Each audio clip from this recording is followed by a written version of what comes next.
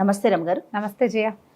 రమగారు, ఏదైనా ఒక పెద్ద కథ చాలా రోజుల క్రితం నండూరి రామ్మోహన్ రావు గారు, ఈ పేరు నీకు తెలుసు కదా, వారి అమ్మాయి నాతో మాట్లాడారు.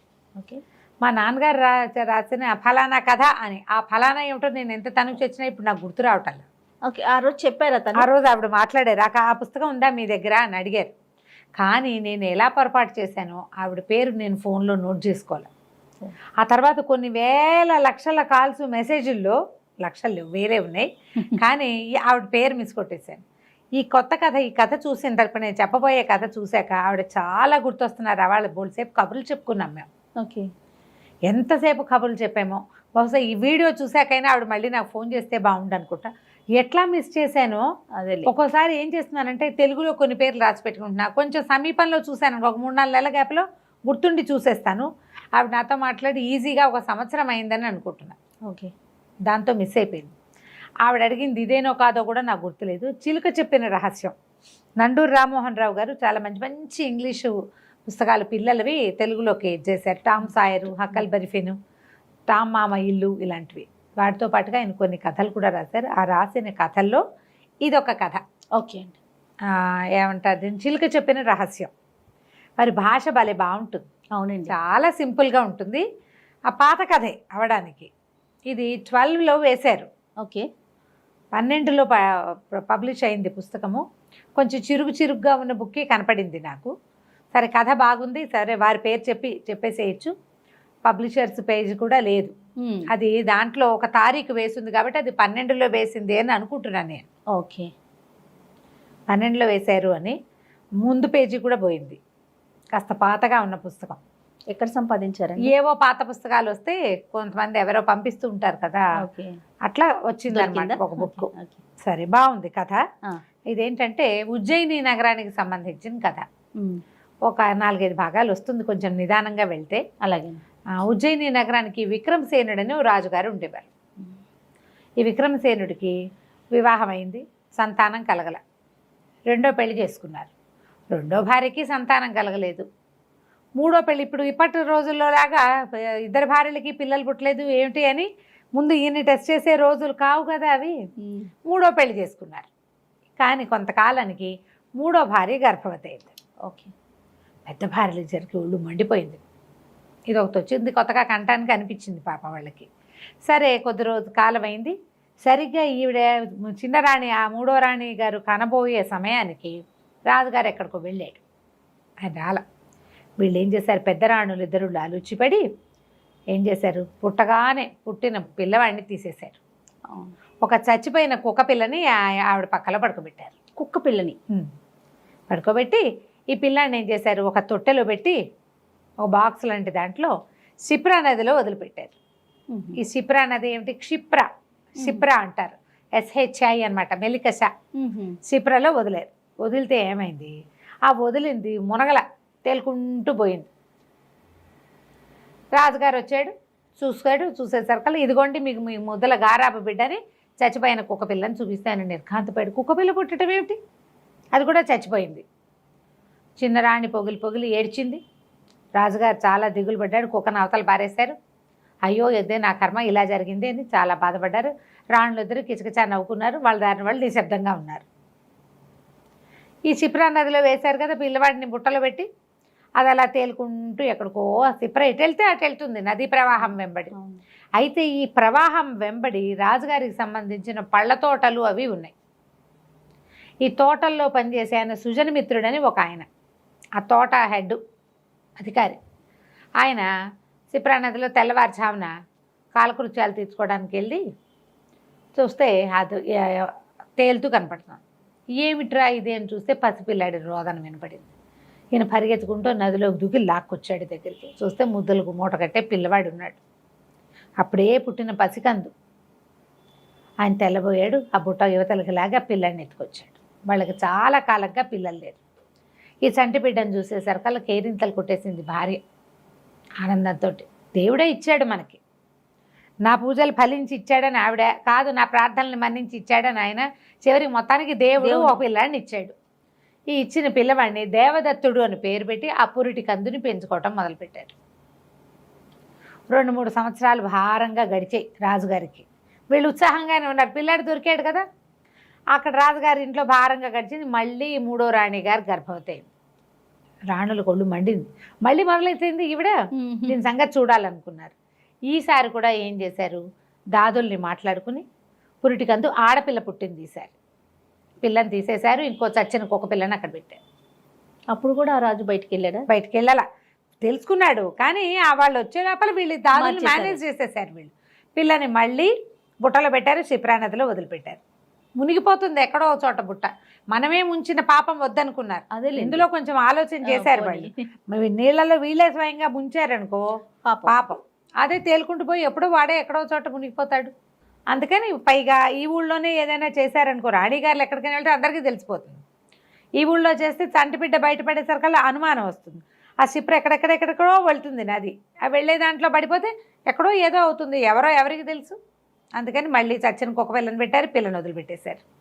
రాజుగారి కుక్క పిల్లని చూసి లబోదిబోమన్నాడు, చాలా దుఃఖపడ్డాడు. ఇదేమిటి నా కర్మ ఇలా కాలిందన్నాడు. నీ మొహం చూడకూడదు, నీ వల్ల నాకు చెడ్డ పేరు వచ్చిందని రాణిని, 3వ రాణిని దుఃఖం ఏడ్చి మొత్తుకుంటున్న ఆవిడ్ని తీసుకుపోయి కారాగారంలో ఒక పాతాళ గృహంలో పడేసేసారు. ఇంకా ఆవిడ మొహం చూడలా. 2 పిల్లలు పుట్టినా ఆవిడ ఆ పనే అదే అయిపోయింది. ఈ క్షిప్రా నదిలో తేలుకుంటూ పోయింది. మళ్ళీ సుజనమిత్రుడికే కనపడింది. వాళ్ళు ఆశ్చర్యపోయారు. 4 ఏళ్లకోసారి దేవుడు పిల్లని ఇస్తున్నాడు అని అనుకుని చూస్తే ఆడపిల్ల కనపడింది. చంద్రుడి కాంతితో పోలే కాంతి కలిగిన పిల్ల. అందుకని దానికి చంద్రావతి అని పేరు పెట్టుకున్నారు. ఆ దేవదత్తుడిని, ఈ చంద్రావతిని పెంచుకోవటం మొదలుపెట్టారు. పిల్లాడు బ్రైట్గా ఉండేవాడు, పిల్ల అందగత్తె. పిల్లాడు చాలా యాక్టివ్గా ఉండేవాడు. ఈయన ఏం చేశాడు, చిన్న అధికారి, వాళ్ళకి పెద్ద పెద్ద సంపాదనలు ఏమి ఉండవు, మామూలు వాళ్ళు అంతే, కష్టపడి పని చేసుకోవాలి. మరి ఈయన ఏం చేశాడు, చుట్టుపక్కల వాళ్ళలో ఈ సైనిక విద్యలు, అస్త్ర విద్యలు వచ్చిన ఒక భటుడిని మాట్లాడుకుని పిల్లాడికి కాస్త అన్నీ నేర్పించాడు. కాస్త కత్తి సాము అవి నేర్పించాడు. కాస్త కత్తి తిప్పడం వచ్చు, వాడికి డాల్ అడ్డం పెట్టుకోవడం వచ్చు, కొంత వీర విద్యలు నేర్పాడు. అక్కడి నుంచి పిల్లకేమో ఈ దేవాలయాల దగ్గర దేవదాసీలు వాళ్ళు ఉంటారు కదా, వాళ్ళకి పళ్ళు, కాయలు, కూరలు సప్లై చేసి పిల్లకి కాస్త చక్కగా సంగీతము, వీణ అన్నీ నేర్పించుకున్నారు. అంతే విద్యలు ఏదో చదివిచ్చారు పిల్లల్ని. కాస్త 19-20 సంవత్సరాలు వచ్చేసరికి వీళ్ళు రోజు అనుకునేవాళ్ళు, ఈ పిల్లలు మన పిల్లలు కాదు అని చెప్పాలని ఉండేది వాళ్ళకి. చెప్తే ఏమవుతుందోనండి భయం, పిల్లలు తట్టుకోలేరని. ఈ అమ్మా నాన్నని తప్పిస్తే ఇంకో ప్రపంచం ఎరగరు వాళ్ళు. ఏదో చదువుకోవడానికి వాటికి వెళ్తారు అంతే. చుట్టాలు పక్కాలు ఏదో కొద్దిమంది ఉన్నారు, పెద్ద ప్రపంచం లేదు వాళ్ళకి. పిల్లలు బెంగపెట్టుకుంటారని అట్ట చూస్తూనే చెప్దాం, ఈ పుట్టినరోజుకి చెప్దామని అన్ని పుట్టినరోజులు గడిపి పిల్లాడికి 20 ఏళ్ళు వచ్చేదాకా చెప్పల. ఈ 20 ఏళ్ళ అబ్బాయికి ఆ పిల్లకు 16 ఏళ్ళు వచ్చినాయి. మరి ఒకరోజు సడన్గా సుజన్మిత్రుడు మరణించాడు. కాలక్రమాన వాళ్ళు వృద్ధులు, పెద్దవాళ్ళు కదా, చాలా కాలం పిల్లలు లేక వీళ్ళు దొరికారు వాళ్ళకి. ఆ సుజన్మిత్రుడు పోయిన 3-4 నెలల తేడాతోటి తల్లి కూడా పోయింది. సుజన్మిత్రుడు లేకపోవడంతో వీళ్ళకి అప్పటిదాకా దాచుకున్న డబ్బు 4-5 నెలలు తినడానికి సరిపోయింది. ఉద్యోగం లేదు, అతను పోయాడంటే ఇక జీతం రాదు. ఏదో క్షిప్రా నది ఒడ్డున చిన్న గూడుతోటి ఉండేవాళ్ళు, తోటమాలి వాళ్ళు. అక్కడి నుంచి ఆ తల్లి కూడా చనిపోయింది. ఆవిడకి దిగులుగా ఉండేది, అయ్యో పిల్లలకి రహస్యం తండ్రి ఉంటే చెప్పేవాడు, నేను ఎట్లా చెప్తాను అని. భర్త పోయిన దిగులు, రహస్యం దాచామన్న దిగులు, 2 దిగుళ్ళతోటి ఆవిడ పోయింది. వీళ్ళిద్దరూ మిగిలిపోయారు.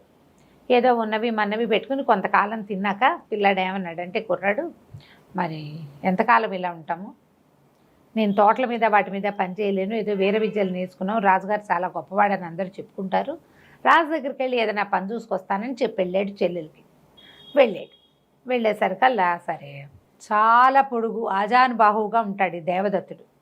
వాడు రాచపుట కదా, కాస్త ప్రత్యేకంగా కనబడతాడు. సాధారణమైన బట్టలు, కానీ వాడి ప్రత్యేకమైన స్ఫురద్రూపి వాడు.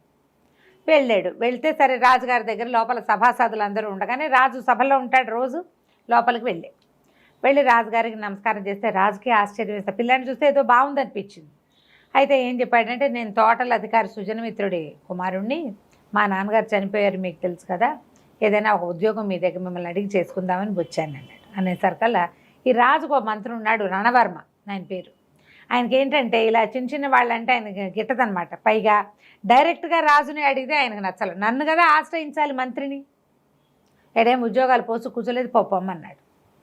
పాపం అనేసరికల్లా ఇతను అన్నాడు, మా తండ్రి మిమ్మల్ని ఆశ్రయించి బతికాడు, బతికిన నాళ్ళు మీకోసమే పనిచేశాడు. ఆయన అకస్మాత్తుగా మరణించి ఆయన సంతానాన్ని మమ్మల్ని ఆదుకునే పని రాజుదే కదా. పైగా నాకు తోటమాలి పని వద్దు, నాకు రణ విద్యలు వచ్చు, అస్త్రశస్త్ర విద్యలు వచ్చు. కావాలంటే పరీక్ష చేయండి, మీరు ఏ పని ఇచ్చినా సంతోషంగా చేస్తాను. నేను కాకుండా మా చెల్లెలు కూడా ఉంది, మేమిద్దరం బతకాలి కదా, మరి మా తండ్రి మీ సేవలోనే మరణించాడు కదా అంటే ఆయన ఏదో కసురుకున్నట్టు మాట్లాడతాడు మంత్రి. మాట్లాడేసరికల్లా కుర్రాడు అంటాడు, నువ్వు నోరు మూసుకో, నేను నీతోటి మాట్లాడటం లేదు.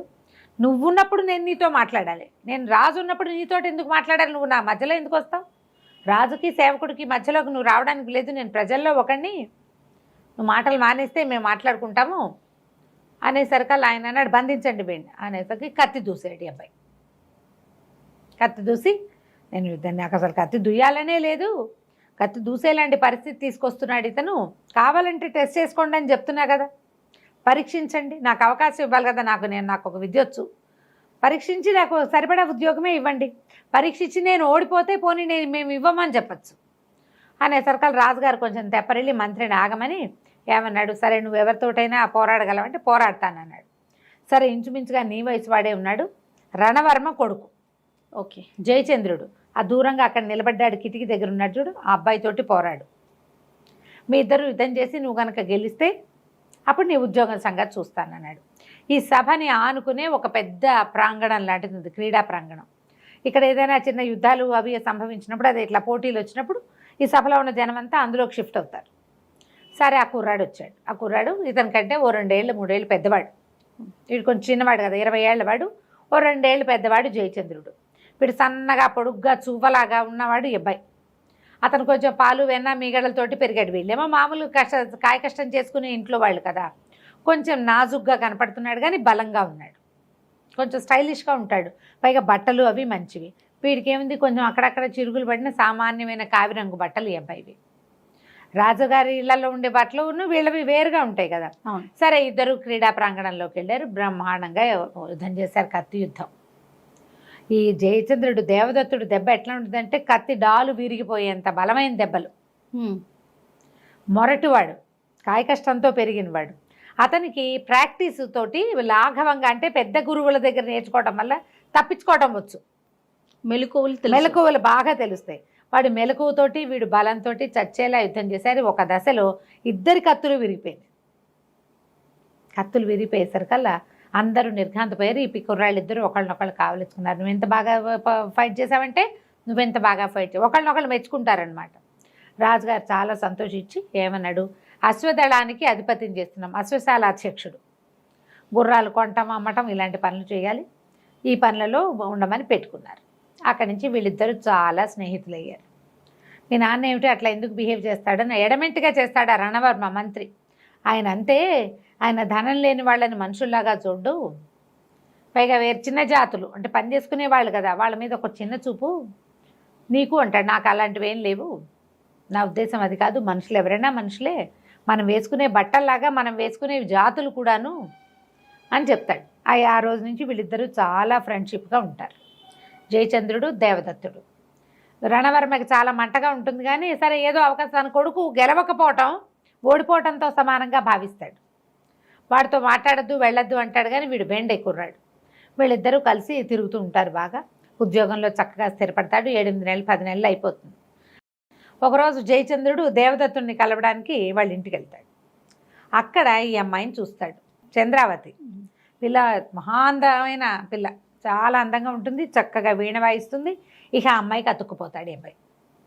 ఈ పిల్లతో ప్రేమలో పడతాడు. చెప్తాడు, మీ చెల్లెని ప్రేమించాను అంటే మీ నాన్న మా పిల్లని చేసుకోవడానికి ఒప్పుకోడోయ్, మీ నాన్న ఒప్పుకోడు అంటాడు. చూద్దాం అనుకుంటారు.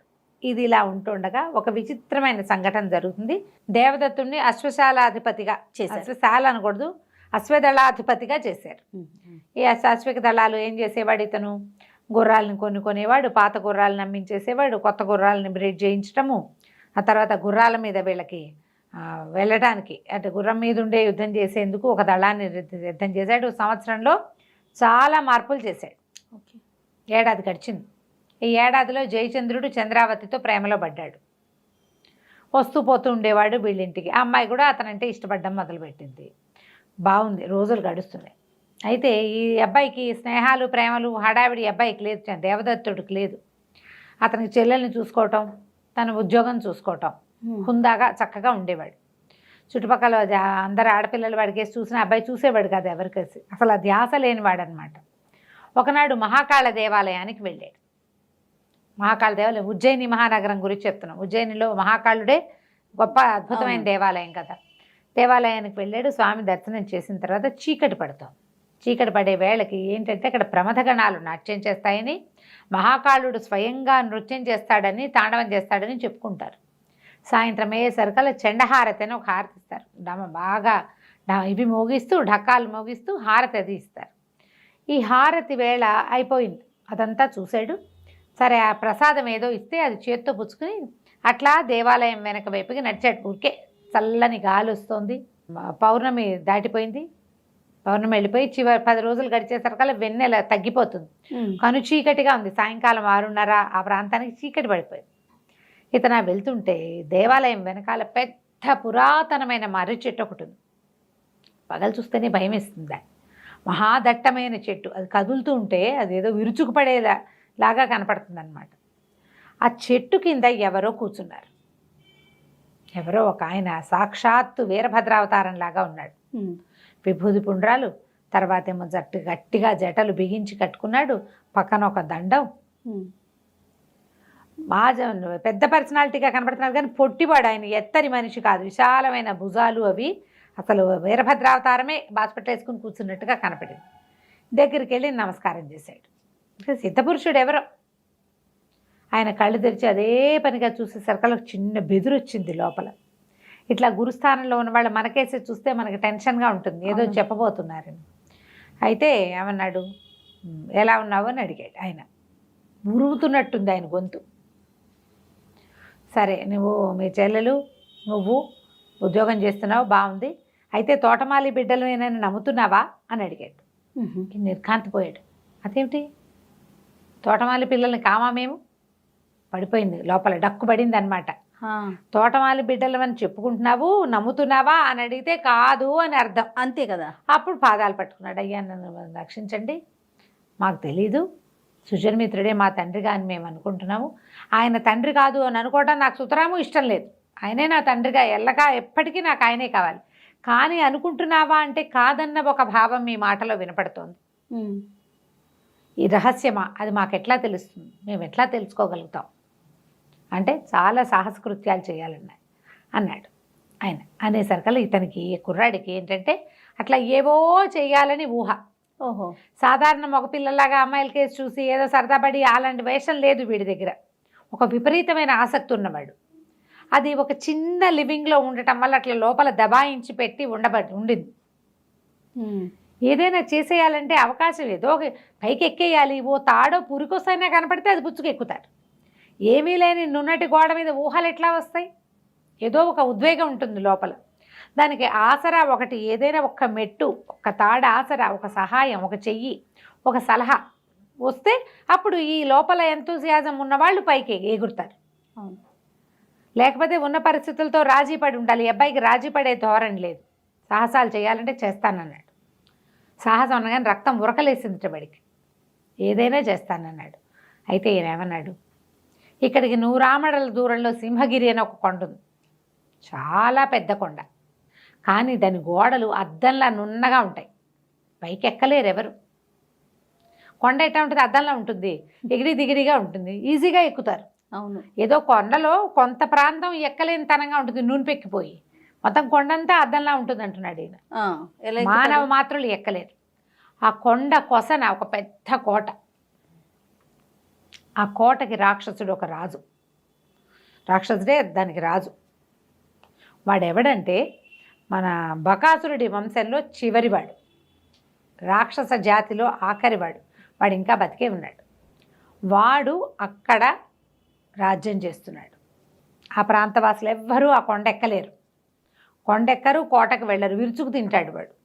అయితే వాడి దగ్గర, వాడి లోపల ఒక పెద్ద బృందావనం, అంటే ఒక మన ఏమనాలి దాన్ని, ఒక వనం, ఉద్యానవనం. ఆ ఉద్యానవనంలో ఒక మహాద్భుతమైన ఫలవృక్షం, దానికి బంగారు పంజరంలో వేళ్లాడుతున్న ఒక మాట్లాడే చిలక. ఆ చిలకకి నీ రహస్యం తెలుసు, దానికి భూత భవిష్యత్ వర్తమానాలన్నీ తెలుసు, నీ సంగతి దానికి తెలుసు, అది చెప్తుంది. ఈయనకి తెలీదు, ఆయనకి తెలుసు కానీ చెప్పల, అక్కడికి వెళ్ళాలి. సరే, ఇప్పుడు ఆ కొండ రాక్షసుడు వీళ్ళని ఎట్లా సాధించటం? ఉపాయం ఉందన్నాడు ఆయన. ఉపాయం ఉంది, నేను చెప్తానన్నాడు. వీడికి ఒక ఉద్వేగం, చూస్తే చుట్టుపక్కల ఎవ్వరూ లేరు, చీకటి పడిపోయింది. ఆ హారతి అయ్యాక జనమంతా వెళ్ళిపోతారు. ఈయన ప్రసాదం తింటూ చెట్టు వెనకాలకు వచ్చాడు ఇతను. సరే చెప్పమన్నాడు. చెప్పంటే, విక్రమాదిత్యుడు ఈ రాజ్యానికి ప్రభు, ఒకప్పుడు ఉజ్జయిని మహాసామ్రాజ్యాన్ని పరిపాలించినవాడు. ఆయనకి కాళికాదేవి వరప్రసాదంగా ఒక కత్తి లభించింది, చంద్రహాసం. దాని పేరు కాలకీల. మహాద్భుతమైన కత్తి. ఆ కత్తి ఎవడి చేతిలో ఉంటే వాడే రాజు, వాడే కింగు, వాడు జయించేయగలడు. ఆ ఖడ్గాన్ని దాచిపెట్టారు. అది ఎక్కడుంది? మహాకాళ మందిరంలో ఉన్న నందీశ్వరుడి కింద ఉంది. ఆ నందీశ్వరుడిని గనక కదిపితే ఆయన కింద ఆ కత్తి దొరుకుతుంది. ఓకే, నువ్వు గనక ఆ కత్తి తీసుకొస్తే, ఆ కత్తి తీసుకుని రావడానికి కూడా మార్గం ఉంది. నా దగ్గరికి తెస్తే ఆ కత్తికి మహిమాన్వితమైంది, అది చాలా శక్తులు ఉన్నాయి. నేను ఒక ప్రత్యేకంగా ఆ కత్తిని సిద్ధం చేస్తా. ఆ కత్తితోటే ఆ రాక్షసుడు చచ్చిపోతాడు. వాడి చావు ఈ కత్తితోటి ఉంది. అందుకే వాడు చావల. విక్రమాదిత్యుడు వెళ్ళిపోయాడు, కానీ విక్రమార్కుడు వెళ్ళిపోయాడు, వీడు ఉండిపోయాడు, ఈ రాక్షసుడు. అనేసరికి అలా తెల్లబోయాడు. మహాకాళ మందిరంలో నంది, ఎంత పెద్ద నంది, ఆయన కింద ఉంటామేమిటి? పైగా మహాకాళ మందిరం నుంచి కత్తి పుచ్చుకుని తీసుకెళ్తారంటే ఒప్పుకుంటారు, ఎట్లాగండి అన్నాడు. దానికి ఇంకో మార్గం ఉంది, అది కూడా చెప్తానన్నాడు.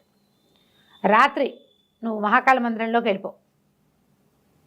మహాకాళుడు చాలా పెద్ద లింగం, ఆయన వెనకాల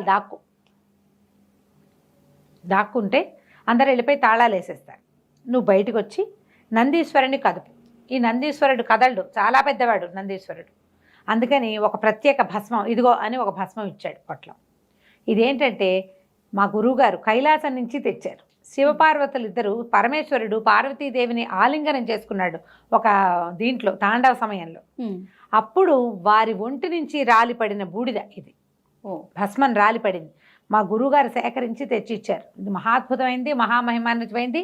దాని పవర్ అదే. శివపార్వతులు ఇద్దరు కౌగులించుకున్నప్పుడు రాలిపడిన బూడిద భస్మం అంటే అమ్మో, ఇంకా కైలాసం నుంచి గురువుగారు తెచ్చారు. ఇదిగో పొట్లం పెట్టుకో, ఈ భస్మాన్ని నందీశ్వరుడి మీద జల్లు. నంది తేలికైపోతాడు, తీయొచ్చు, బలంగా పోస్తే జరపచ్చు. కింద కత్తి కనపడుతుంది నీకు. బాగుంది. కత్తిని స్వాధీనపరచుకో. ఆ తర్వాత ఆ గోతులోంచి పక్కకే ఒక లోపలికి మెట్లు ఉంటాయి, అది అలా దిగిరా.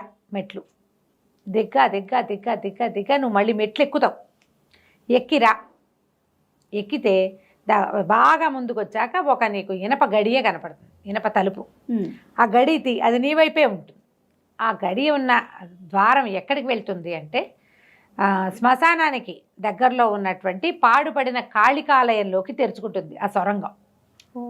పూర్వం కాళికాలయంలో నుంచి మహాకాళ మందిరానికి విక్రమార్కుడు ఇలాగే తిరిగేవాడు. ఆయనే ఏర్పాటు చేశాడు ఆ సొరంగాన్ని. అందుకని ఆ భూగృహానికి దగ్గరలోనే కత్తిని దాచిపెట్టారు. ఆయన వెళ్ళిపోయాక నువ్వు వచ్చేయి మహాకాళ మందిరం నుంచి ఇక్కడికి మా భద్రకాళి దేవాలయానికి వచ్చేసి ఆ కత్తి నాకు తెచ్చిచ్చేసి ఇస్తే నేనేం చేస్తా, దానికి బోళ్ళంతా అక్కడ హోమం చేస్తూ ఉంటాను, నేను ధ్యానంలో ఉంటాను. నేను లేవకపోయినా సరే నువ్వు నా కళ్ళు తెరిచేదాకా అక్కడ నుంచో, నీకు కత్తికి పవర్ఫుల్గా చేసిస్తా. అది పుచ్చుకెళ్ళి నువ్వు ఆ రాక్షసుని సాధించి చిలక చెప్తుందిగా రహస్యం, అది విందుగా. బాగుంది. గుండెలు గుబగుబలాడిపోతున్నాయి, వీడికి దడదడలాడిపోతుంది, భయం వేసేస్తోంది, ఇంట్రెస్టింగ్గా ఉంది. సరే అక్కడి నుంచి వెళ్ళొస్తానని సిద్ధుడు లేచాడు. ఏనుగు ఒక గున్నలాగా ఉన్నాడు ఆయన. వెళ్తూ ఉంటే కూడా భయం వేసింది ఆయన నడక చూస్తే. ఎవరు? గురువుడు సిద్ధుడు. దాంతో ఆయన కేసే చూస్తూ నుంచున్నాడు. పొట్లం మాత్రం ఇచ్చారు, జేబు పెట్టుకున్నాడు. సరే ఆయన వెళ్ళిపోయాడు. మనం భద్రకాళి మందిరంలో కలుసుకుందాము అని. ఇక కాళ్ళు ఉణికిపోతూ ఈ అబ్బాయి ఇంటి దారి పెట్టాడు. అన్నం తినబుద్ధి కాల, నిద్ర పట్టల, కళ్ళు మూసు పడుకుంటే ఏమిటో అయిపోతోంది లోపల, దడదడలాడిపోతోంది. ఎవరికీ చెప్పకూడదు, ఎవరికి చెప్పొద్దన్నాడు ఆయన. ఎవరికైనా ఎట్లా చెప్తాడు ఇంత రహస్యం? పైగా మేము తోటమాలి పిల్లలం కాదండి, మేమేదో వేషం ఇస్తున్నాం అనుకుంటారు. అవును. పైగా ఇదేదో విపరీత క్రియ. మహాకాళి మందిరం నుంచి కత్తి దొంగతనం చేస్తూ రావటం అంటే అదేమిటి చిన్న పనే.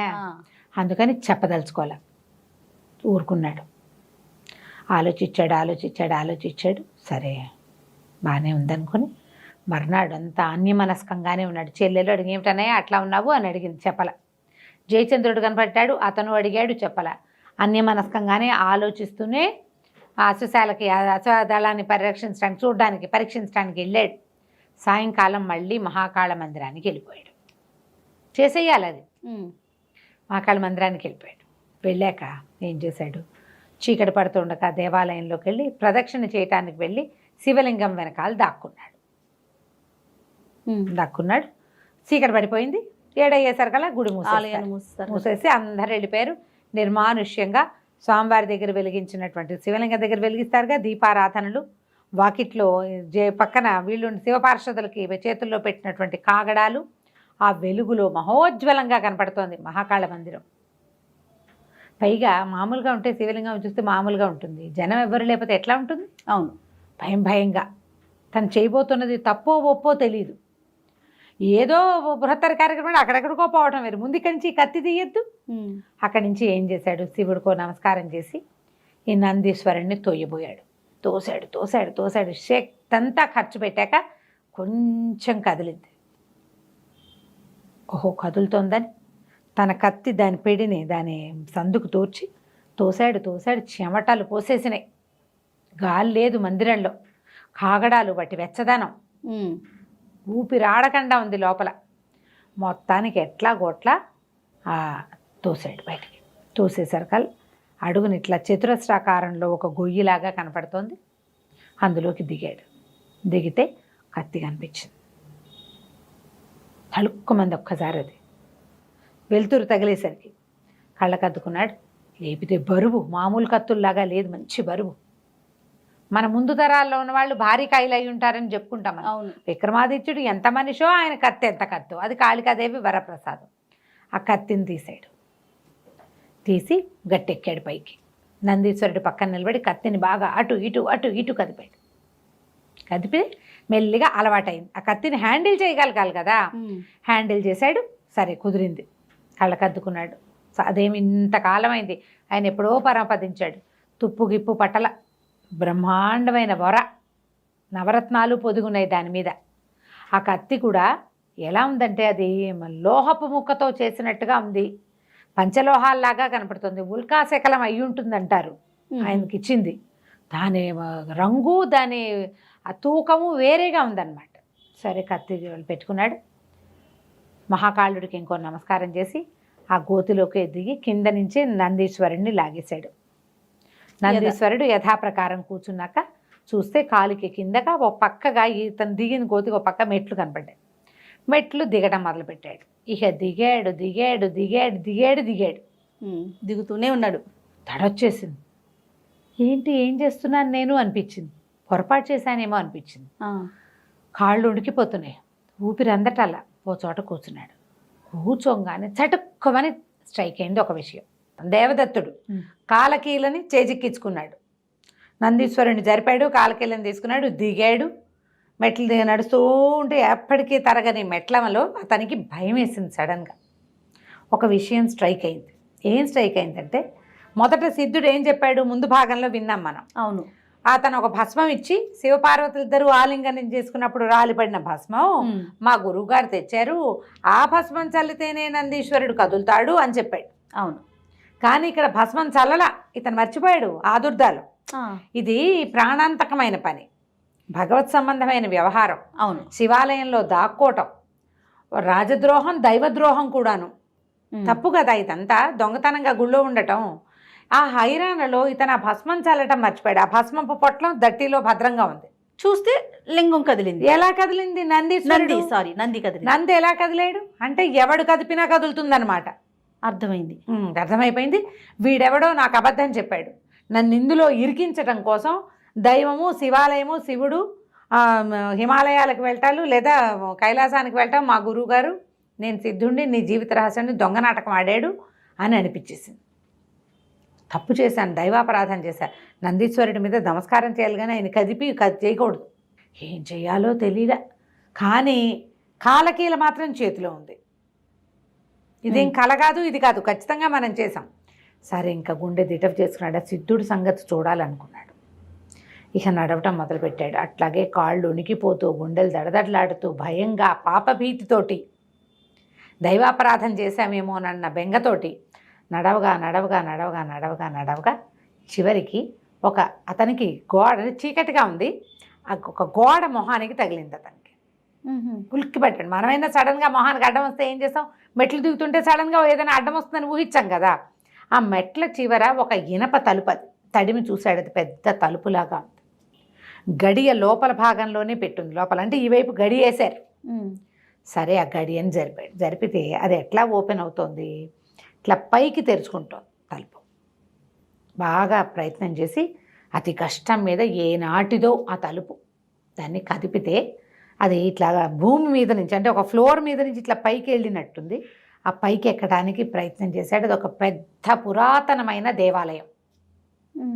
పాడుగొట్లాడుతూ కనపడుతోంది. కొంత వెలుగుంది. ఈ తలుపు ఎప్పుడైతే తీసాడో వెలుతురు కనపడుతోంది అతనికి. ఓకే. అంతా ఒక రకంగా ఈ మెట్లంతా కూడా గబిలాల వాసన అది ఉన్నాయి. మధ్యలో మానవ కపాలాలు కూడా తగిలినాయి ఇతనికి చేతులకి.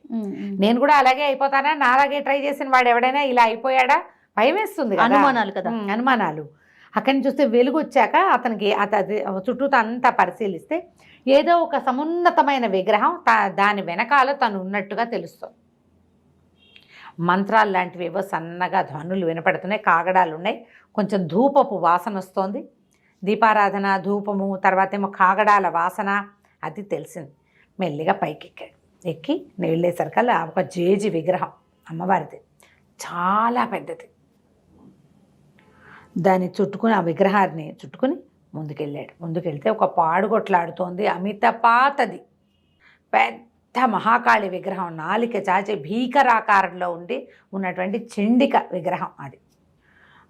చుట్టూతా ఉన్న వాతావరణం అంతా కూడా పాతగా, అశుభ్రంగా, రోజువారీ పూజా విధానాలు జరుగుతున్నట్టుగా లేదు. కానీ ఆ చండికా విగ్రహానికి ముందు చక్కగా ముగ్గు గీగ్గు వేసి ఒక హోమకొండ లాంటిది పెట్టింది. మన సిద్ధుడు పొట్టిగా గున్న ఏనుగులాగా ఉన్నాయని కూర్చుని జపం చేసుకుంటున్నాడు, ఏదో చేస్తున్నాడు. అతని నోట్లోంచే సన్నటి మంత్రాలు వినపడుతున్నాయి. వినపడేసరికల్లా అతను దగ్గరికి వెళ్ళాడు. వెళ్ళి సిద్ధుడిని పలకరించి ఏది తెచ్చావా కాలకీలా, ఏది అన్నాడు.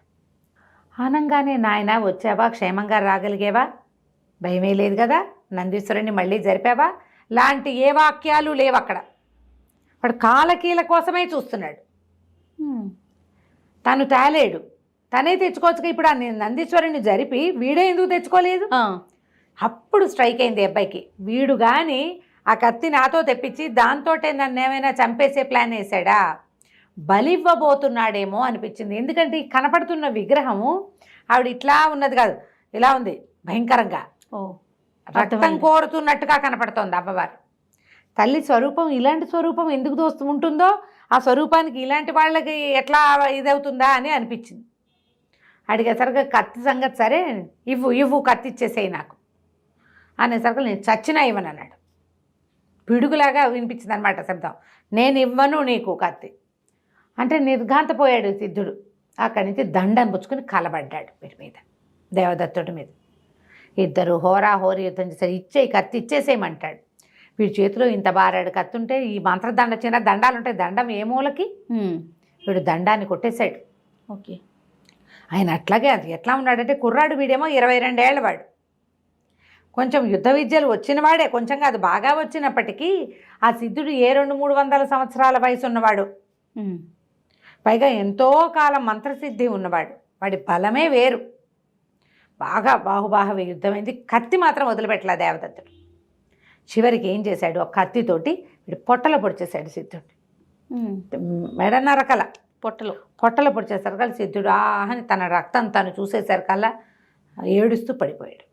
నా రక్తం కళ్ళ చూపించావు, ఇంకా నా సిద్ధులు పనిచేయవు అంటే అని పడిపోయేసరికల్లా వీడు అడిగాడు దేవదత్తుడు, అబ్బాయి నువ్వు ఎందుకు చేసావు ఇది, నన్ను బలి ఇవ్వాలనుకున్నావా అంటే, నన్ను క్షమించు, నిన్ను బలి ఇవ్వాలనే అనుకున్నా, రాజకుమారుడు కావాలి నాకు,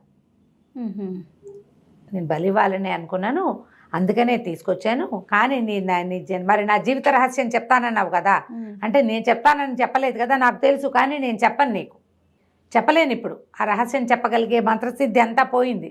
ఆ చిలక దగ్గర ఉంది ఆ రహస్యం. సింహకేతువు దగ్గర, సింహగిరిలో ఉన్న మాట్లాడే చిలక ఆ రహస్యాన్ని చెప్పగలుగుతుంది. ఆ చిలక ఒకప్పుడు నా దగ్గరే ఉండేది. సింహకేతువు నన్ను బెదిరించి ఆ చిలకని లాగేసుకున్నాడు. వాడు విచిత్ర వస్తు సంగ్రహం చేస్తాడు. వాడు అపూర్వ వస్తు సంగ్రహం చేసే గుణం ఉంది వాడికి. వాడు నా దగ్గర నుంచి లాగేసుకున్నాడు. నిన్ను వశం చేసుకుని నీ ద్వారా చిలకని తెప్పించుకుందాం అని ఒకటి. నిన్ను వశం చేసుకోవాలంటే నువ్వు తెచ్చిన కత్తితోటే నిన్ను నేను లైన్లో పెట్టుకోగలుగుతాను. ఓకే. నీకు ఆ చిలక మాట ఎందుకు చెప్పానంటే ఇందుకే చెప్పాను, నువ్వు చిలకని సాధించు, నీ రహస్యం తెలుస్తుందని సిద్ధుడు ప్రాణాలు వదిలేశాడు. ఈ కత్తి ఎప్పుడైతే ఈ సిద్ధుడి పొట్టలోకి వెళ్ళిందో ఆ కత్తి ఒక భగ మండిపోతున్నట్టుగా అయిపోయింది. దాంట్లో నుంచి మంటలు వస్తున్నట్టున్నాయి, నీలపు రంగు కాంతులు. నెత్తురు తగిలేసరికి దాంట్లో ఉన్న పవర్ లేచేస్తుందన్నమాట. అది పట్టుకుంటే ఆ వేడి తన చేతికి తెలుస్తుంది. ఆ కత్తిలోంచి మండుతోంది, అది కాలుతున్నట్టుగా కనపడుతోంది. ఏం చేశాడు, అక్కడ చుట్టుపక్కల చూసి అక్కడక్కడ మట్టిగా ఉంది, దాన్ని పొరలాడించి చల్లార్చాడు. ఇనప వస్తువుని చల్లార్చాలంటే మట్టిలో పెట్టాలి. మట్టిలో, ఇసుకలో, మట్టిలో పెట్టి పొరలాడించి తర్వాత ఏం చేశాడు, తన దట్టి పెట్టి శుభ్రంగా తుడుచుకొని వరలో పెట్టుకున్నాడు. ఆ మహాకాళికి దండం పెట్టి అక్కడ ఉన్న చండికా విగ్రహానికి బయటకు వచ్చేసాడు. ఇంటికి నడుచుకుంటూ వెళ్ళిపోయాడు. ఇతనికి సింహకేతువు, సింహగిరి అడ్రస్ అంతా తెలుసు. ఈ సిద్ధుడు చెప్పాడు. ఓహో. ఇక వెళ్తే నిద్ర లేదు, నిద్ర పట్టదు, ఏం చెయ్యాలో తెలీదు. అక్కడెక్కడికో వెళ్ళి తన జీవిత రహస్యం తెలుసుకోవాలనే ఉంది. అన్యమనస్కంగా ఉన్నాడు. వాళ్ళ చెల్లెలు, ఏమిటనయ్యా అట్లా ఉన్నావు, రాత్రి నిద్ర పట్టలేదా, ఏమైనా ఆలోచిస్తున్నావా, అదే ఇదా అని అడిగింది. ఏమీ లేదన్నాడు. మరి మర్నాడు జయచంద్రుడు ఉన్నాడుగా, ఇతని ఫ్రెండ్. అవును. ఆ జయచంద్రుడిని అడిగాడు, ఏమిటో ఎలా ఉన్నావు, ఏదైనా అమ్మాయి వల్ల పడ్డావా, ఎవరినైనా చూసావా, రాజకుమార్తెలను ఎవరైనా చూసి వాళ్ళ ప్రేమలో పడ్డావా, అతను వాడికి ప్రేమలో పడేకోవాల అడుగుతుంటే ప్రేమ గీమా నాకు అలాంటివి అవేమీ లేవన్నాడు. కానీ ఇతను ఏదో డల్గా ఉన్నాడు అని వాళ్ళకి తెలిసింది, చెల్లెలకి తెలిసింది, ఫ్రెండ్కి తెలిసింది. 4 రోజులు గడిచాక ఇతను ఏం చేశాడంటే సవివరంగా జయచంద్రుడికి ఉత్తరం రాశాడు. ఇట్లా ఒక సిద్ధుడు చెప్పాడు, మరి నేను ఆ రహస్యం తెలుసుకోవటం కోసం నేను ప్రయాణమై వెళ్ళిపోతున్నాను అని చెప్పాడు. చెల్లెలకేమో నేను దేశాంతరం అంటే దేశాటనకు వెళ్తున్నాను, ప్రపంచాన్ని తెలుసుకోవడానికి వెళ్తున్నాను, జయచంద్రుడు నీకు సహాయంగా ఉంటాడు, 10 రోజుల్లో తిరిగి వస్తానని చెల్లెలకు రాశాడు. మా చెల్లెల్ని జాగ్రత్తగా చూసుకోమని ఇతనికి ఉత్తరం రాసేసి 2 ఉత్తరాలు ఇద్దరికి చెరో పక్కన అందేలాగా ఏర్పరిచి వెళ్ళిపోయాడు. దేశాటన అతను ఏమనుకున్నాడంటే మనకేమో ప్రపంచం చూసి తెలుసుకోవాలని ఉంది, అవును, ఈ చిలకేదో రహస్యం చెప్తుంది, ఇది చెప్పాడు సిద్ధుడు. 2 తెలిస్తే మన జన్మ రహస్యము తెలుస్తుంది అని చెప్పేసి చక్కటి పంచకళ్యాణి గుర్రం ఉంది, అతను అశ్వశాలకి దానికి అధిపతిగా ఉన్నాడు కదా, అవును, ఆ మంచి గుర్రాన్ని తీసుకుని వెళ్ళిపోయాడు. ఊరంతా హోరెత్తిపోయింది. కుర్రాడు మాయమయ్యాడు. రాజు కూడా ఉత్తరం రాశాడు, నేను దేశాటనకు వెళ్తున్నాను, నాకు చెల్లెల్ని కొంచెం జాగ్రత్తగా చూసుకోండి, దేశాటన పూర్తయ్యాక మళ్ళీ వచ్చి మీ కొలువులో చేస్తాను. రాజుకి రోజు అబ్బాయిని చూస్తున్నాడు, ఆయన కొడుకే పాపం సంతోషంగా ఉండేది. ఇంత చేదోడు వాదోడుగా ఉన్న కుర్రాడు అతను వచ్చాక అశ్వదళం ఎంత ఇంప్రూవ్ అయింది అవన్నీ తలుచుకుని రాజు కొంచెం బాధపడ్డాడు. జయచంద్రుడు దిగులు పడ్డాడు. బాగా సంతోషించింది ఏమంటే రణవర్మ జయచంద్రుడు తండ్రి, వీడి పీడ విరగడైంది అని ఏమన్నాడంటే, చూసావా నేను చెప్పాను అతను నమ్మదగిన మా కుర్రాడు కాదని, నువ్వు వినలేదు, ఎప్పుడో వాళ్ళ చెల్లెలు కూడా లేచకపోతుంది, అలాగే నువ్వు వాడితో ఫ్రెండ్షిప్ మానేసి ఆయన కేకలేశాడు. తండ్రి కేకలేశాడు, కానీ జయచంద్రుడికి వాళ్ళ నాన్న చెప్పిన మాటలు నచ్చలేదు.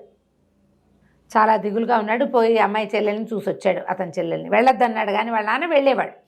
రాజుగారు ఏం చేశాడు, ఆ అమ్మాయికి కావాల్సినవన్నీ సంభారాలని వాళ్ళే రాజధాని మన అంతఃపురం నుంచి చూసేలాగా ఏర్పరచుకుని పెట్టుకున్నారు. ఈ బయలుదేరిన మనవాడు దేవదత్తుడు ఏం చేశాడో ఎలా చేశాడో బోలెడంత కథ ఉంది. ముందు బయలుదేరి అలా దాటుకుంటూ వెళ్ళాడు. ఒక్కొక్క ఊరు దాటుతూ వెళ్ళి చాలా పెద్ద ఎడార్లని దాటి మధ్య విపరీతమైన ఎండగా ఉన్న ప్రాంతంలో ఎడార్లను దాటి ఒక నదీ పరివాహక ప్రాంతానికి చేరాడు. చేరితే అక్కడ ఉన్న పల్లెపట్టులో కనపడినటువంటి ఒక కుర్రాడు ఏం చెప్పాడంటే, మేఖల ఆ నది పేరు. ఆ నది ఒక ఊరిని చుట్టుకుని ఉంది, మేఖలావతి అంటారు ఆ ఊరిని. ఆ మేఖలావతి అని ఊరు చాలా బాగుంటుందని ఇక్కడ 2-3 రోజులు విశ్రాంతి తీసుకోవచ్చు అని చెప్పాడు. ఇప్పటిదాకా ఈ అబ్బాయి రాత్రిళ్ళు పడుకోవడం తప్ప ఏ పట్టణంలోనూ విశ్రాంతి తీసుకోవాలి. అవును. సరే, ఇప్పుడు కథలో కనపడదు, బయలుదేరి వెళ్ళిపోయాడు. అప్పుడు ఈ మేఖలావతి నగరంలోకి ప్రవేశించాడు. మేఖలావతి నగరానికి ప్రవేశించాడు. వెళ్తే అది పెద్ద నగరం, ఎంత బాగుందో. గారడి వాళ్ళు, ఇంద్రజాలికులు, వాళ్ళు వీళ్ళు, ఒక దొమ్మరిసాన్ని ఎవరు ఇలాగా గడెక్కి ఆడుతున్నది. తర్వాత ఏమో పెద్ద పెద్ద కొట్లు, దేవాలయాలు, ఎంత బాగుందో ఊరు. అయితే ఒక పువ్వులమ్మ ఎవరో, అందగాడ వస్తావా అని అలా పిలుస్తోంది. అలాంటి వాళ్ళు కూడా ఉన్నారు. పువ్వుల వాళ్ళు, పువ్వులు పుచ్చుకుని తిరుగుతున్న వాళ్ళు, పువ్వుల దండలు వేసుకుని గంధం రాసుకుని తిరుగుతున్న వాళ్ళు. ఎంత శోభాయమానంగా ఉందో ఊరు, చాలా బాగుంది. ఓ సత్రం కావాలని వీళ్ళని అడిగి ఓ సత్రంలోకి ప్రవేశించాడు.